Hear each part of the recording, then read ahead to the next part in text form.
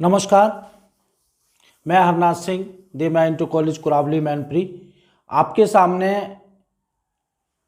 Class 11 में जो हमारा टॉपिक चल रहा है दोलन में भी विशेष तौर से सरल आवर्त गति, उसी में मैं आज आगे की चीज़ें पढ़ाऊंगा। पहले हम चर्चा कर लेते हैं अभी तक हमने क्या पढ़ा है। हमने अब तक आपको दोलन के बारे में बताया, दोलन गति के बारे में बताया, उसके कुछ उदाहरण बताए। उसके साथ साथ हमने आवर्ती गति को बताया, आवर्ती गति के कुछ उदाहरण बताए, और उसके साथ ही साथ हमने सरल आवर्त गति का विस्थापन समीकरण, सरल आवर्त गति में वेग और सरल आवर्त गति में त्वरण के बारे में हमने अभी तक चर्चा की। आज हम आपको प्रत्यानयन बल और बल स्थिरांक के बारे में चर्चा करेंगे। साथ ही साथ ये भी हम देखेंगे कि सरल आवर्त गति में गतिज ऊर्जा का क्या व्यंजक होता है, स्थितिज ऊर्जा का क्या व्यंजक होता है, और ये भी हम चर्चा करेंगे कि सरल आवर्त गति में ऊर्जा संरक्षण का नियम भी लागू होता है। साथ ही साथ हम सरल लोलक के आवर्तकाल का व्यंजक भी इसमें ज्ञात करेंगे। तो चलिए सबसे पहले हम देखते हैं प्रत्यानयन बल एवं बल स्थिरांक। तो देखिए, हमें पता है कि जब भी हम किसी पिंड पर कोई बल लगाते हैं, बाहरी बल लगाते हैं, तो संतुलन की स्थिति बनाए रखने के लिए एक वस्तु भी उस पर बल लगाती है, जिसको हम कहते हैं प्रत्यानयन बल। जैसे मैं एक उदाहरण ले रहा हूं आपके सामने, ये एक स्प्रिंग है,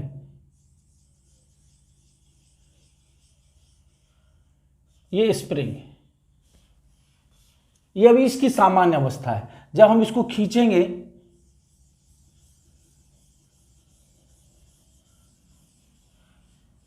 ये इसकी असामान्य अवस्था हो गई।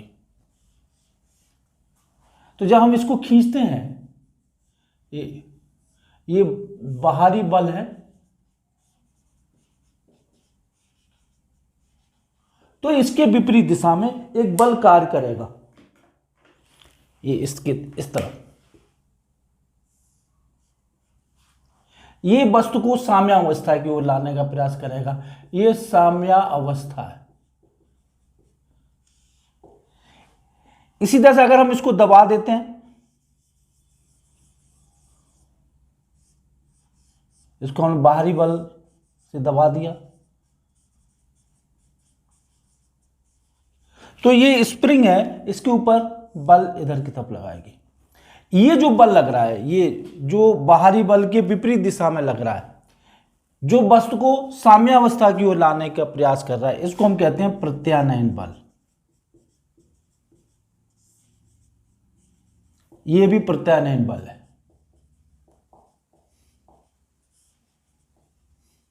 देखिए, प्रत्यानयन बल और बाहरी बल परिमाण में बराबर होते हैं, लेकिन होता क्या है, इनकी दिशा एक दूसरे के विपरीत होती है। देखिए, अगर हम ये डिस्टेंस x ले लें, तो जो प्रत्यानयन बल होगा, प्रत्यानयन बल ऋणात्मक दिशा में लग रहा है, ये धनात्मक दिशा में लग रहा है, तो ये -f समानुपाती x के होगा, क्योंकि x हमारा कैसा है, धनात्मक है। यहां पे क्या है, x ऋणात्मक है लेकिन f धनात्मक है। तो चाहे कुछ भी ले लो, यहां पे अगर हम लिखें इसके बारे में, तो f समानुपाती -x होगा। इसका मतलब और इसका मतलब एक ही है, या हम यूं कहें कि f समानुपाती -x। ये जो बल होता है, ये बात है प्रत्यानयन बल के लिए। ये जो बात हम कह रहे हैं प्रत्यानयन बल के लिए, अगर हम यही बात बाहरी बल के लिए कहेंगे, तो बाहरी बल के लिए F समानुपाती x होता है, ये बाहरी बल के लिए। तो ये बल और ये बल परिमाण में बराबर होते हैं, परंतु दिशा में एक दूसरे के विपरीत होते हैं। अब देखिए, हमने अभी पढ़ा था, ये चीज हमने जान ली कि F समानुपाती -x। अभी हमने पढ़ा था, जब हमने त्वरण निकाला था, कि त्वरण बराबर F बराबर -ω²। अगर बाई में हो रहा है तो बाई होगा, अगर x दिशा में गति हो रही है तो x होगा। अगर हम इसमें m का गुणा कर दें, दोनों तरफ m का गुणा कर देते हैं, तो mf -m⁻²x। तो ये क्या हो गया, ये हो गया हमारा, ये क्या हो गया, ये हो गया f -m⁻²x, अर्थात f समानुपाती -x। तो इससे ये चीज स्पष्ट हो गई कि जो सरल आवर्त गति होती है, उसमें जो मुख्य घटक, उसको गति प्रदान का जो मुख्य घटक होता है वो होता है प्रत्यानयन बल। कहने का मतलब ये है कि जैसे हमने कोई लोलक है, इसको हमने यहाँ तक ले गए, इसके ले लें, जब हम इसको छोड़ेंगे तो प्रत्यानयन बल ही इसको यहाँ पे लाएगा, और यहाँ पे ला करके प्रत्यानयन बल 0 हो जाएगा और फिर इसकी तरफ से फिर इधर की तरफ लगने लगेगा। तो प्रत्यानयन बल वह बल है जो किसी भी वस्तु को साम्य अवस्था की ओर लाने का प्रयास करता है, और इसमें जो गुण होता है, उसका जो मान होता है वो हमेशा बाहरी बल के बराबर होता है, परंतु दिशा एक दूसरे के विपरीत होती है। तो चलिए हमने ये प्रत्यानयन बल पढ़ा। अच्छा, पीछे हमने ये पढ़ रखा है कि F = -kx, जहां k क्या है, k हमारा बल नियतांक है, या इसको हम कहते हैं प्रत्याबल या बल स्थिरांक कह लीजिए। अगर स्प्रिंग के केस में तो ये स्प्रिंग बल नियतांक होता है, यहाँ पे ये बल स्थिरांक है, स्थिरांक। अब देखिए, अब इस समीकरण को और इस समीकरण को हम तुलना करें, देखिए तो क्या आता है। इसको देखिए, हमारा एक संबंध निकल के आएगा जो हमेशा हमें काम देगा। देखिए, kx = -kx =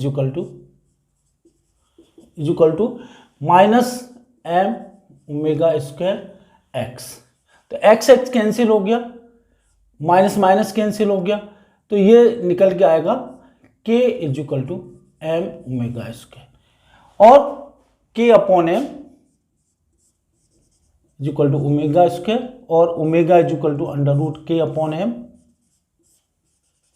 और ये हो गया 2π/T √k/m, और T/2π = m/k, और T = 2π/m/k। यहां पे ये चीज देखने वाली बात है कि ये क्या होगा, ये जो भी हमारा सरल आवर्त गति हो रही है उसका आवर्तकाल। तो आवर्तकाल के लिए एक सूत्र आ गया, काल बराबर 2π अपॉन जो भी पिंड सरल आवर्ती गति कर रहा है, पिंड का द्रव्यमान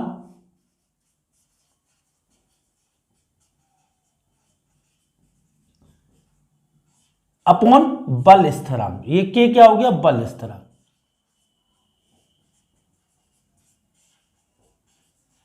बल स्थिरांक किससे संबंधित होगा, प्रत्यानयन बल से। तो मुख्य बात यह है कि कोई भी गति अगर हमें सिद्ध करनी है कि ये गति सरल आवर्त गति होगी, तो उसमें अगर हमें बल स्थिरांक पता चल जाए, पिंड गति करने वाले पिंड का द्रव्यमान पता चल जाए, तो हम ये उसके आवर्तकाल का सूत्र निकाल सकते हैं। और मुख्य बात यह है कि किसी भी गति में अगर हम ये सिद्ध कर दें कि ये गति आवर्ती होगी तथा उसके साथ साथ F समानुपाती माइनस विस्थापन x के बराबर होगा, तो हम ये कह देंगे कि इसकी गति सरल आवर्त गति होगी। तो चलिए अब हम देखते हैं कि सरल आवर्त गति में हमारी ऊर्जाएं, जैसे कि हमने पढ़ा है यांत्रिक गति में दो तरह की ऊर्जाओं की ज़्यादा हम चर्चा करते हैं, एक तो गतिज ऊर्जा की और एक हम स्थितिज ऊर्जा की। तो सबसे पहले हम सरल आवर्त गति में गतिज ऊर्जा की चर्चा करेंगे, फिर उसके बाद हम लेते हैं स्थितिज ऊर्जा। देखिए, गतिज ऊर्जा में हमने मान लिया m क्या है, पिंड का द्रव्यमान है, पिंड का द्रव्यमान, और हमने सरल आवर्त गति में वेग पढ़ा के लिए सूत्र पढ़ा है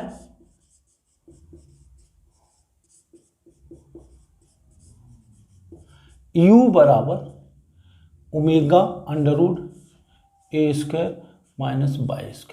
ये हमें पता है, a आयाम है, y विस्थापन है माध्य से, ओमेगा इसका कोणीय वेग है, तो या ये कोणीय भी आवृत्ति भी हम कह सकते हैं। तो देखिए इसमें गतिज ऊर्जा क्या होगी, गतिज ऊर्जा होगी k बराबर ½ m/u², और k बराबर ½ m और ओमेगा √a² माइनस y² का होल स्क्वायर। तो ये होगी k = ½ m ओमेगा² a² minus y²। ये सूत्र हो गया जूल, ये तो सूत्र हो गया हमारा गतिज ऊर्जा का। अब हमें निकालना है स्थितिज ऊर्जा का। तो देखिए हमें पता है F = हमें मालूम है F is equal to minus M omega square X. Minus चिन्ह तो ये इसकी दिशा बता रहा है, इन दोनों की दिशा बता। अगर हम केवल परिमाण लें तो ये होगा एम ओमेगा स्क्वायर एक्स, और एफ जो समानुपाती है वो एक्स के समानुपाती है। इसका मतलब ये है कि अगर हम आरोपित बल या प्रत्यानयन बल के बीच में ग्राफ खींचें, अगर हम इसको बल कहेंगे, आरोपित बल के बीच में ग्राफ खींचे तो हमें सीधी रेखा प्राप्त होगी, इस तरह की प्राप्त होगी। ये बल हो गया और ये विस्थापन हो गया, विस्थापन। इससे जो घिरा हुआ क्षेत्रफल होगा, इससे जो घिरा हुआ क्षेत्रफल होगा वो इसके अंदर स्थिति ऊर्जा को प्रकट करेगा, क्योंकि जब भी हम किसी तार को खींचेंगे या हम किसी सरल लोलक को हम विस्थापित करेंगे तो जो भी हमारा किया गया कार्य होगा वो उसके अंदर ऊर्जा के रूप में संचित हो जाएगा, जिसको हम स्थिति ऊर्जा कहेंगे। इसको तो हम ले लेते हैं एफ और इसको ले लेते हैं एक्स, ओ ए बी। तो इसकी स्थितिज ऊर्जा हो जाएगी, स्थितिज ऊर्जा के लिए सूत्र हो जाएगा ऊर्जा U बराबर इसका क्षेत्रफल त्रिभुज ओ ए बी का क्षेत्रफल, तो ये हो जाएगा त्रिभुज 1/2 एफ इंटू एक्स। और f हमारा f का परिमाण कितना है, ये है 1/2 M omega square X into X, तो u हो जाएगा 1/2 M omega square X square. इस तरह से ये हमारा सूत्र निकल के आएगा स्थितिज ऊर्जा के लिए। तो दो तरह की ऊर्जाएं हो गई, एक गतिज ऊर्जा हो गई, एक स्थितिज ऊर्जा हो गई। अब हम ये देखना चाहते हैं कि ये वास्तव में ऊर्जा संरक्षण के नियम का पालन करता है कि नहीं, अर्थात प्रत्येक अवस्था में इनकी ऊर्जाओं का योग नियत रहता है कि नहीं। तो इसके लिए हम सबसे पहले एक ग्राफ बनाते हैं, एक टेबल बनाते हैं, उस टेबल के द्वारा हम ग्राफ प्लॉट करते हैं। तो देखिए सूत्र हमने जो लिखे थे, जो अभी हमने प्राप्त किए, वो ये थे u is equal to 1/2 M omega square X square, और एक सूत्र था k is equal to half M omega square A square minus X square. ये सूत्र थे हमारे। अब देखिए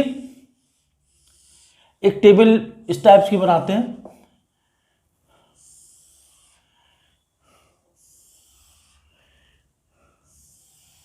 देखिए इसमें हम लेते हैं विस्थापन, स्थिति,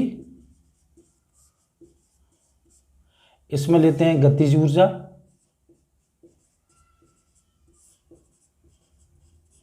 के, इसमें लेते हैं स्थितिज ऊर्जा,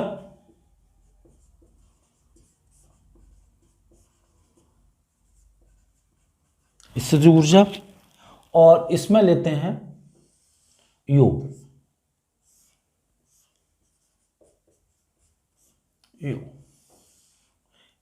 ये देखिए तीन स्थितियां लेते हैं, एक स्थिति और ले लीजिए ऐसा,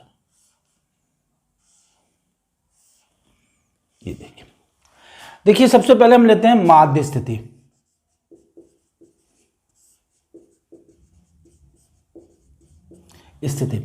माध्य स्थिति में क्या होगा, x बराबर 0 होगा। x बराबर 0 होगा तो गतिज ऊर्जा होगी half M omega square A square, ये होगी x 0 हो जाएगा, और स्थितिज ऊर्जा 0 होगी। इनका योग कितना होगा 1/2 M omega square A square. इसी तरह से अधिकतम विस्थापन की स्थिति में, विस्थापन अर्थात x इज इक्वल टू ए, तो जब यहां पर a रख देंगे तो ये तो 0 हो जाएगा, इसमें जो हो जाएगा 1/2 M omega square A square, और ये हो जाएगा 1/2 M omega square A square.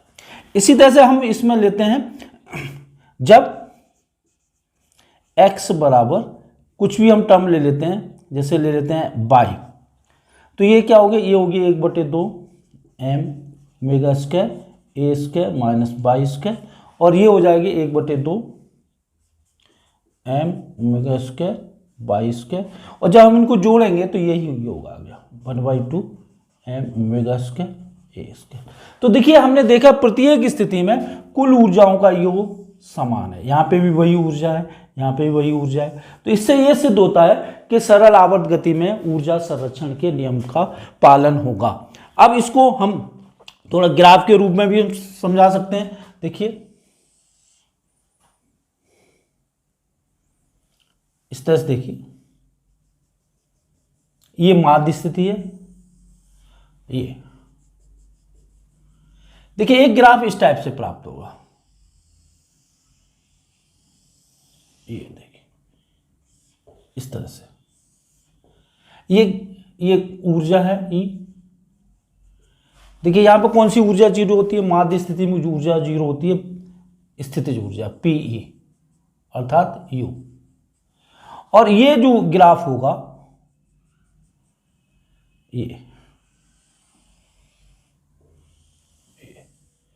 ये जो ग्राफ होगा ये गतिज ऊर्जा का होगा, गतिज ऊर्जा का। ये माध्य स्थिति,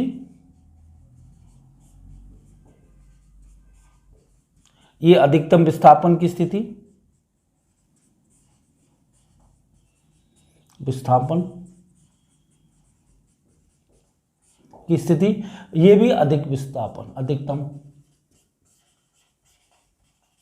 विस्थापन की स्थिति। अब देखिए इसमें ये स्थिति ऐसी है जहां पर गतिज ऊर्जा और स्थिति ऊर्जा बराबर है। ये कितनी माध्य स्थिति से कितनी दूरी पर ये चीज संभव है ये हम बताएंगे। देखिए पूरे एक दोलन में 4 बार एक ऐसी स्थिति आती है कि जब गतिज ऊर्जा और स्थिति ऊर्जा बराबर होती हैं। तो दो वो कितनी दूरी पर होती हैं इसके लिए हम निकाल लेंगे, इनको बराबर कर देते हैं, गतिज ऊर्जा और स्थिति ऊर्जा को बराबर कर देते हैं। तो रिलेशन ये आएगा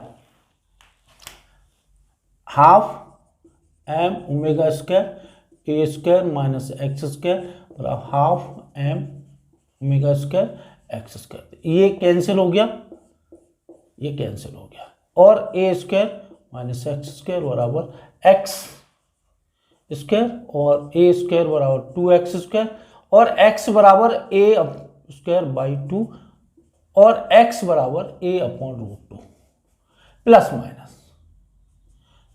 माइनस। इसका मतलब ये हुआ कि ये दूरी माइनस होगी, ये दूरी प्लस होगी।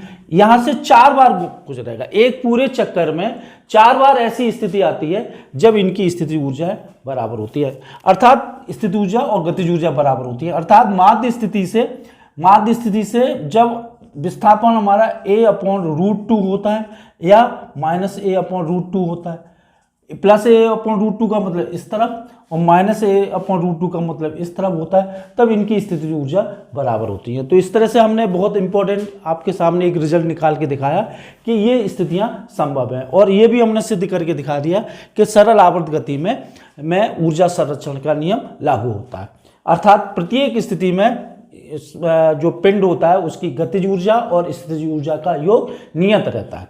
अब हम आपको सामने उदाहरण लेके बता रहे हैं। सरल आवर्त गति का पहला जो उदाहरण है वो है हमारा सरल लोलक।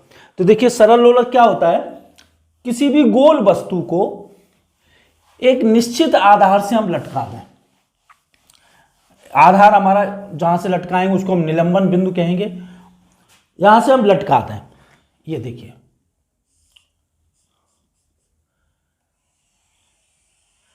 ये धागा हो या तार हो, तार कैसा होना चाहिए, भारीहीन होना चाहिए, धागा भारीहीन होना चाहिए, लंबाई न बढ़ने वाला होना चाहिए और बस तो गोल होना चाहिए। इसको हम कहते हैं गोलक, इसको बोलते हैं गोलक। और ये आधार निश्चित होना चाहिए। इस समायोजन को हम सरल लोलक कहते हैं। कभी कभी ये बात जिज्ञासा आ जाती है कि गोल वस्तु ही हम क्यों लेते हैं। देखिए जब भी हम सरल लोलक में गोलक लेते हैं, गोल वस्तु लेते हैं, तो उसमें इसका जो परिचित क्षेत्रफल होता है वो सबसे कम होता है।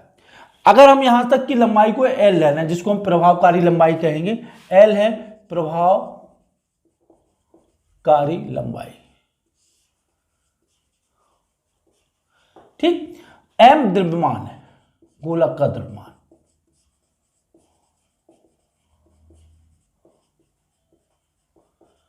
अब हमने इसको क्या किया, थोड़ा सा विस्थापित कर दिया, ये इस तरह से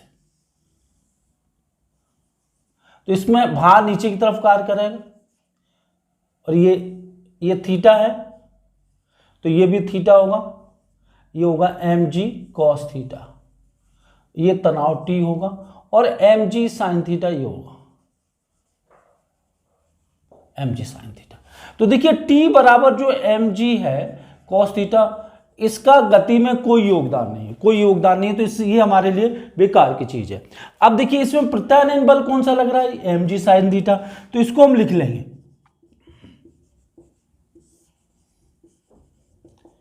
mg sin थीटा।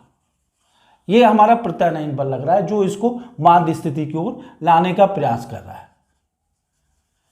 ठीक है, तो इसको हम F बराबर mg, और हमने थीटा ले लिया क्योंकि जब थीटा बहुत छोटा होता है तो साइन थीटा बराबर थीटा, और थीटा किसके बराबर होगा, ये दूरी को हमने थोड़े से ले लिया बाई, तो ये हो जाएगा थीटा बराबर mg by upon L, F बराबर।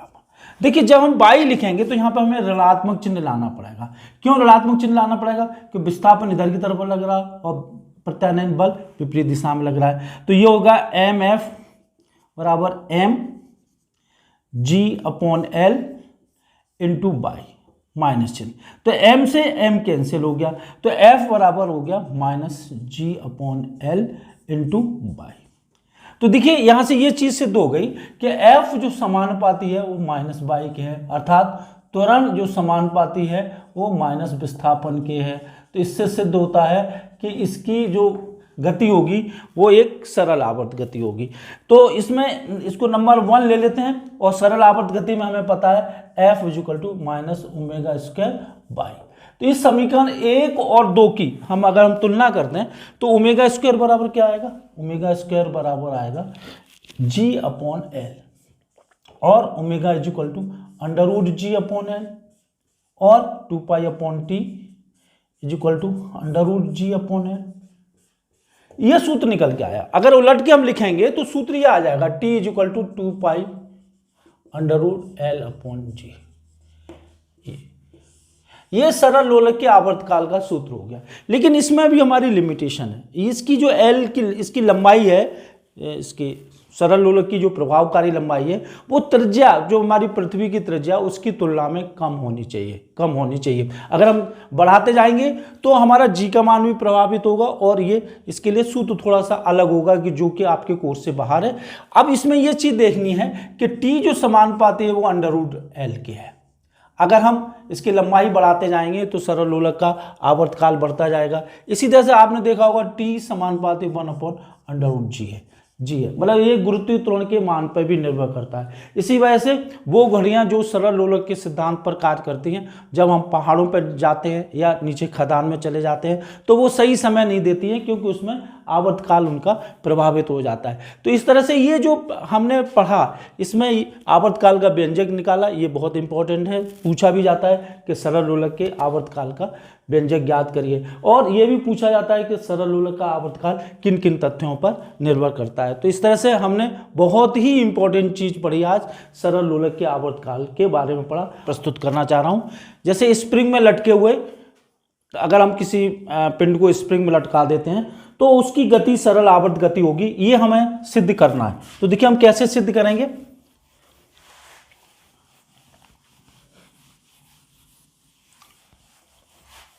स्प्रिंग में लटके हुए, आदर्श स्प्रिंग है उसमें लटके हुए किसी द्रव्यमान की गति, देखिए जैसे ये स्प्रिंग है इस तरह से, और इसमें हमने इस तरह से इसको लटका रखा है स्प्रिंग को,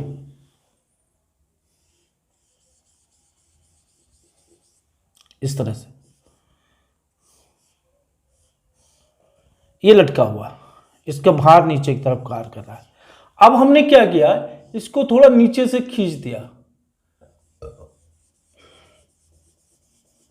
ये इसमें हमने mg प्लस इसमें बल लगाया, ये बाहरी बल है।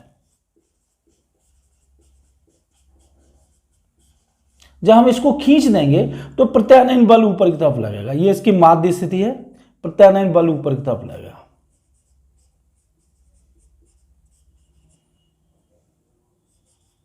प्रत्यानयन बल।